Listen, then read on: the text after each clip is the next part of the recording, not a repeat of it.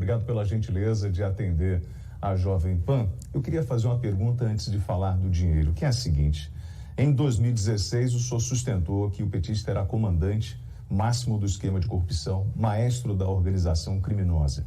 Naquele PowerPoint, nós tínhamos expressões como petrolão, propinocrata, governabilidade corrompida, perpetuação criminosa no poder, mensalão, enriquecimento ilícito. O senhor se arrepende desse PowerPoint?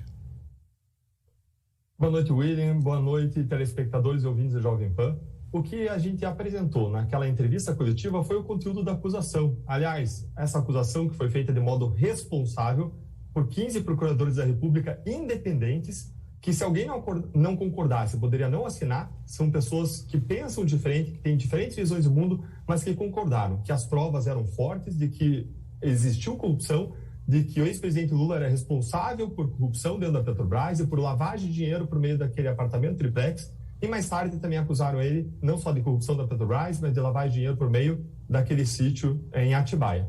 As pessoas às vezes acham que era só o apartamento triplex, mas não era. Tinha dezenas de milhões de reais em corrupção pelas quais Lula foi acusado e depois veio a ser condenado. E condenado não só por um juiz federal. A condenação foi mantida depois, ele foi recondenado, foi mantida, confirmada a condenação por 3 desembargadores independentes do Tribunal Regional Federal da 4ª Região e depois 4 ministros do STJ apreciaram de novo o caso, reanalisaram tudo e mantiveram a condenação, mesmo vários deles tendo sido nomeados, indicados pelo próprio Partido dos Trabalhadores para estar lá.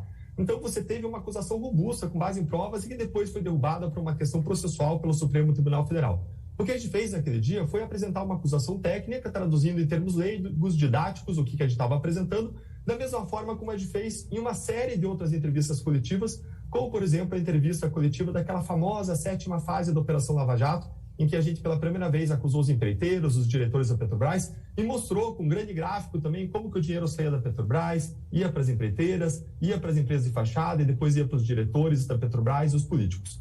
A gente estava lá fazendo o nosso trabalho. Eu não estava a passeio, não estava comentando com amigo, não. Estava com o procurador da República, cumprindo o meu dever de não só apresentar acusações, fazer denúncias quando as provas assim recomendarem, mas também de prestar contas para a sociedade e apresentar esse nosso trabalho com absoluta transparência. O senhor não se arrepende, então, de ter colocado esse PowerPoint? Eu não me arrependo de ter feito a acusação, porque era o que tinha que fazer, o meu dever. Se eu fizesse algo diferente, eu estaria descumprindo o meu dever junto com outros 15 colegas. De novo, não é Deltan. Ele fica tentando polarizar com o Deltan, polarizar com o ex-juiz federal Sérgio Moro, porque é muito mais fácil construir uma teoria da conspiração com 1, 2 pessoas, mas a grande verdade é que foram 15 a 20 procuradores da República independentes, depois foram 3 desembargadores federais do tribunal, depois 4 ministros, fora os outros procuradores da República que atuaram também no 2º grau e no 3º grau, todos opinando e defendendo que aquela condenação era uma condenação justa. Agora, quando você olha lá detalhes da apresentação, se deveria ser feita bola, se deveria ter feito quadrados, textos, aí é uma questão de conveniência. A gente poderia ter mudado aqui? Poderia, mas não é aquilo a essência. A essência é o conteúdo da acusação que foi apresentado, que estava absolutamente correto no nosso entender naquela época, que foi depois confirmado por 3 tribunais, por 3 instâncias diferentes, ainda que, como eu disse de novo, o Supremo Tribunal Federal, que está anulando todas as condenações, derrubando tudo na Lava Jato, acabando com prisão em segunda instância, mudando regras do jogo para derrubar condenações, tem anulado esse caso também por uma questão processual, mas jamais dizendo que não houve crime, jamais inocentando o ex-presidente Lula, contra quem, mais uma vez, existiam fortíssimas provas do esquema de corrupção. Delon, o Lula estava pedindo para o senhor R$1 milhão, o senhor foi sentenciado a pagar 75 mil, mais correção, ele fala algo em torno de 100 e poucos mil reais. O senhor teria arrecadado, o senhor ou sua equipe, em 36 horas, 500 mil reais. Vai pagar ou vai recorrer? William, ele realmente pediu R$1 milhão e ele perdeu na primeira e na segunda instância. Perdeu, e eu e os meus advogados, ninguém estava preocupado com esse julgamento da terça-feira, porque tinha tanto argumento, não só do mérito, não só do que aconteceu, mas também tinha uma série de decisões anteriores do Superior Tribunal de Justiça que impediam a reversão da decisão, e uma decisão vinculante do Supremo Tribunal Federal, a gente chama num tema de repercussão geral. O que isso significa? Que era uma decisão obrigatória, que todos os tribunais do país têm que seguir mandatoriamente, que determinava que esse tipo de ação não poderia ser proposta contra o Deltan. Tinha que ser proposta contra a União E se a União Federal, que é o órgão, né, o Ministério Público, a União Federal, entendesse que tivesse qualquer excesso, dolo, aí sim me processaria. Mas a própria União já tinha avaliado e tinha dito que eu não cometi nenhum excesso, nenhum equívoco naquele procedimento, naquela apresentação, naquela acusação. Então, nós não estávamos preocupados. Foi uma tremenda surpresa quando o Superior Tribunal de Justiça, por meio de 5 ministros, 4 deles votando contra mim, tendo sido eles colocados pelo ex-presidente Lula e pela ex-presidente Dilma lá, reverteram a decisão, passando por cima de toda a jurisprudência, de todos os argumentos técnicos. Foi uma absoluta surpresa e nos condenaram a pagar 75 mil, que com correção, com juros, pode chegar a perto de 200 mil reais. E aquela noite, William, eu fui dormir chateado, indignado, prostrado, de joelhos na minha cama, apresentando minha indignação, minha frustração, minha tristeza diante de Deus, mas eu não poderia imaginar o que ia acontecer nos momentos seguintes. Ele fala que eu arrecadei. Não, eu não arrecadei, eu não pedi jamais para ninguém. As pessoas foram pegar o meu CPF na internet e pela sua indignação, pela sua solidariedade, elas começaram a fazer depósitos voluntários. Quando a minha esposa começou a receber notificação de Pix no celular, ela me contatou e ela disse, amor, não estou entendendo, estão entrando alguns Pix. Eu falei, deve ser algum engano, vamos ver o que está acontecendo. Não conheço esses nomes das pessoas que estão depositando. Só que aquilo começou a virar uma enxurrada, 10, 20, 30, 40, 100, 200, 500 Pix. E o valor foi subindo e passou de 100 mil reais. E a gente falou para a sociedade, olha, chegou a tantos mil reais, pessoal. E as pessoas não pararam, ainda assim seguiram. 1.000 Pix, 2.000 Pix, 5.000 Pix, e passou de 300 mil, a gente falou, pessoal, já passou da pior hipótese, já passou do valor de potencial indenização, mas as pessoas seguiram fazendo por uma questão de protesto contra a injustiça, por uma questão de solidariedade, e eu me comprometi que todo o valor, cada centavo que exceder o valor da indenização vai para crianças com câncer e para crianças com autismo. Então, quando o ex-presidente fala que eu arrecadei, eu não arrecadei. As pessoas destinaram voluntariamente e espontaneamente numa coisa inédita na história. E mais, quando ele quer agora aumentar o valor da indenização, o que ele quer, na verdade, é tirar dinheiro que vai para pessoas, crianças com câncer, crianças com autismo, que sofrem, que enfrentam dificuldades, para colocar no bolso dele, para se aproveitar dessa situação, inclusive daquelas pessoas, muitas com sacrifício, que fizeram a sua contribuição para essa causa, para essa situação. Daniel, o senhor falou agora que ficou muito surpreso com esse resultado, que eram 5 ministros, 4 foram escolhidos pelo Lula. Aí eu pergunto ao senhor, então o senhor está me dizendo que não foi uma votação técnica, foi uma votação política? William, eu não posso imputar má fé a ninguém, eu não posso fazer nenhuma acusação sem saber o que passa na cabeça dos ministros. Isso é impossível, você identificar o que passa na cabeça de cada um.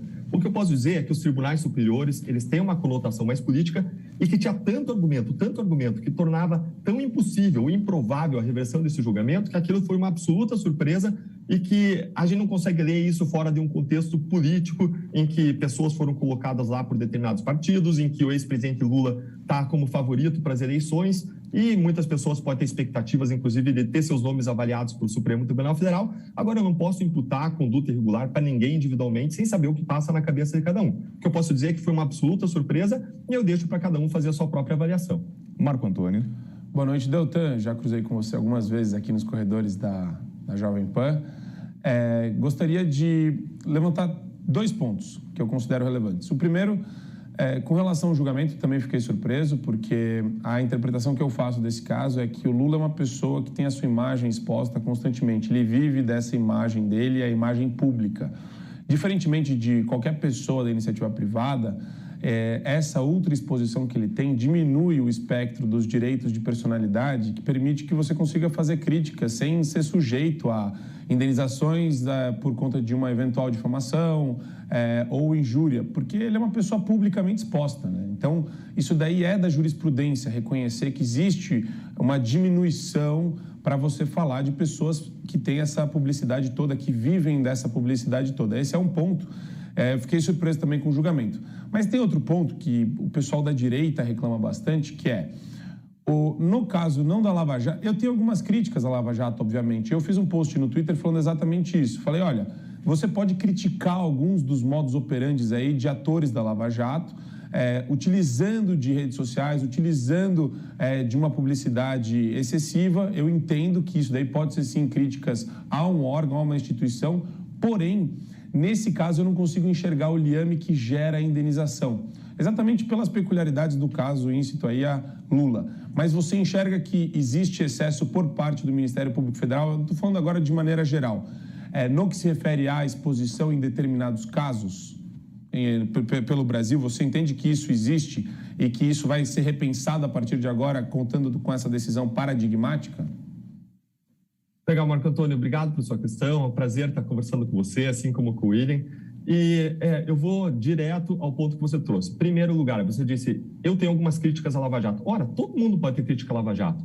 A Lava Jato foi inédita. Nunca existiu nada parecido. Pela primeira vez, pessoas deram cara a tapa para enfrentar os grandes poderosos do Brasil e com o apoio da sociedade. Porque vocês nos carregaram. Porque as pessoas acordavam de manhã querendo saber quem ia ser preso. Foram às ruas das cidades, às ruas das redes sociais. Vocês nos carregaram e a gente conseguiu chegar aonde nunca se chegou. A gente conseguiu, em primeiro lugar, colocar corruptos poderosos na cadeia. Em segundo lugar, recuperar bilhões no país em que a regra é não recuperar nenhum centavo, e conseguiu, em terceiro lugar, revelar o monstro da corrupção brasileira. Então foi algo inédito. Se alguém já tivesse feito isso, se isso fosse a regra, a gente poderia aprender com as outras experiências. Mas é muito fácil ser engenheiro de obra pronta. O difícil é você estar lá, no front, sofrendo crítica, fazendo, enfrentando os desafios, as dificuldades, inovando, criando soluções, fazendo acordos de colaboração como ninguém nunca fez na história e recuperando bilhões, fazendo cooperações internacionais num volume que ninguém nunca fez na história, com um corpo de trabalho diminuto, com maior carga de trabalho do Brasil, abrindo mão dos finais de semana, das noites, do tempo com as crianças,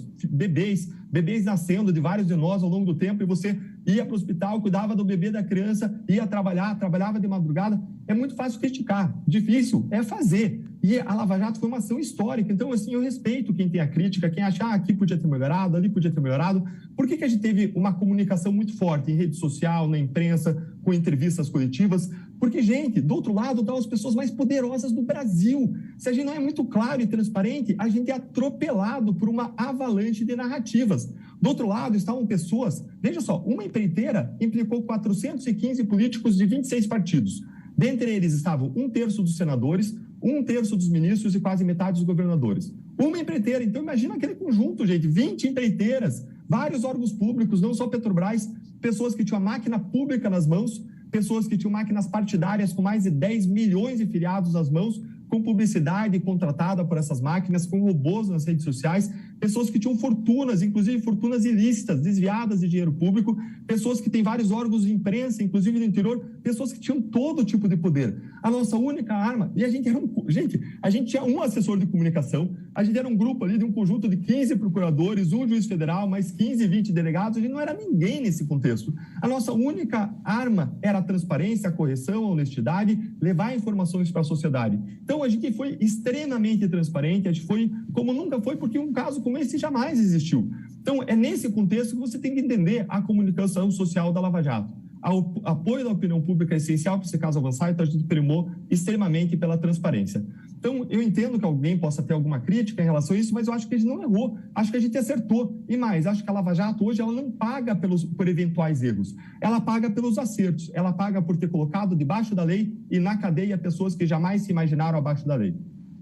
Perfeito, doutor. Eu queria emendar, então, a resposta da questão que eu fiz sobre o MP em geral receber isso daí como uma espécie de aviso do Poder Judiciário quando se trata de abuso. Porque a gente sabe também, e agora eu não estou falando da Lava Jato, mas a gente vê muito abuso do Ministério Público Ambiental, Ministério Público do Trabalho. Você acha que essa decisão vai ter uma repercussão ou ela é puramente seletiva, destinada a você, no caso? E eu também acho que tecnicamente está errado. A preliminar de mérito deveria ser para a União ser condenada e, se for o caso, uma ação regressiva contra você, que não foi o que aconteceu. E, de novo, a questão também do direito à personalidade. Pelo Lula ser uma pessoa publicamente exposta, ele é mais passível a críticas e principalmente a acusações do Ministério Público Federal com base em documentos e depoimentos, declarações, toda uma série de circunstâncias probatórias também. Marco, é muito bacana falar com você que tem um conhecimento jurídico. Eu já vou responder isso, sobre o impacto disso no Ministério Público, mas eu vou aproveitar para explorar ou desenvolver alguns argumentos que você mencionou. O primeiro óbice que o STJ tinha para reavaliar essa decisão é que a súmula 7, como se conhece lá da STJ, proíbe que reavalie fatos e provas. Então, o STJ, em todos os casos, ele não reavalia questões de indenização. Você vai ver que nunca faz isso. Esse era o primeiro obstáculo imenso para passar. O segundo obstáculo é a decisão que você mencionou. O STF tinha decidido de modo obrigatório para todo o Brasil que uma ação desse tipo jamais poderia ter sido proposta contra a Deltan. Aliás, foi o argumento da Isabel Galotti, a ministra que ficou vencida, dizendo que não deveria ser dada provimento ao recurso do Lula.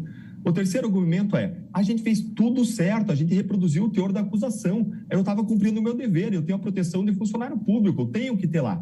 Em quarto lugar, se alguém achasse que tinha algum excesso, teria que ter alguma prova de que esse excesso foi doloso, ou seja, de que houve uma intenção de prejudicar, não tinha qualquer tipo de prova nesse sentido, aliás, porque não existiu intenção de prejudicar, e além disso, teria que ter prova de erro grosseiro. E não só não existiu, mas não tinha nenhuma prova de erro grosseiro. Então, eram tantos obstáculos que impediam a reversão dessa decisão que ninguém estava preocupado que o STJ pudesse reverter. A gente até passou na cabeça, mas será que não vai ser uma decisão política? Aí os advogados, a gente conversando, o pessoal falou, olha, ainda que seja política, é um custo muito alto eles passarem por cima de tudo disso. Eles não vão fazer isso.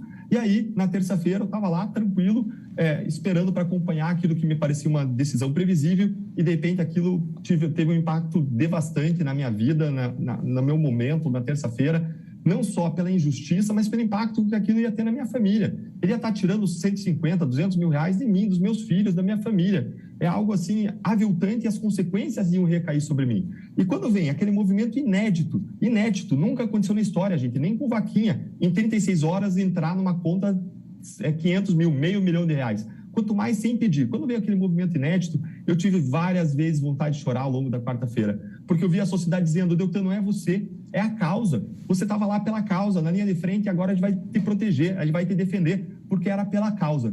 E qual é o recado que eu vejo com essa decisão, indo agora para a tua questão primeira, Marco? O recado é, não combatam a corrupção, não se metam em encrenca, porque eu não precisava estar na Lava Jato, eu podia ter ido para o outro lado da rua, trabalhar no prédio principal, lá do Ministério Público, trabalhando em casos pequenos, em caso de carteiro que rouba 21 cartas. Eu não precisava estar lá me expondo a riscos, a ataques injustos, a acusações injustas, levianas, a narrativas, essa máquina de fake news desses partidos políticos. Não precisava estar perdendo minhas noites, finais de semana, o convívio familiar. Eu não precisava estar passando tudo isso. O meu salário ia ser o mesmo, ia pingar todo o final do mês na minha conta, eu trabalhando nesse caso, eu trabalhando em outros casos. E então a mensagem que essa decisão passa é, gente, se vocês trabalharem contra poderosos, vocês vão se encrencar. O sistema de justiça vai em algum momento virar contra vocês porque essas pessoas são poderosas demais. E é o que o ministro Barroso disse. O sistema no Brasil, o sistema político, ele não quer só impunidade, ele quer vingança, para que nenhuma Lava-Jato jamais se repita no Brasil novamente. Delanhol, para além da discussão técnica e jurídica, a população quer saber o seguinte, o senhor ultrapassou os limites da lei para desarticular esse esquema que vocês consideram o maior esquema de corrupção do Brasil? O senhor falou que caiu de joelhos com essa condenação ao lado da sua esposa, pelo que eu entendi, na sua cama. Então, o grande questionamento é o seguinte, o Delanhol, ele foi para além dos limites para chegar a um objetivo ou o senhor cumpriu o que prevê a lei? Jamais a gente ultrapassou a linha da lei, William. Jamais, em momento nenhum.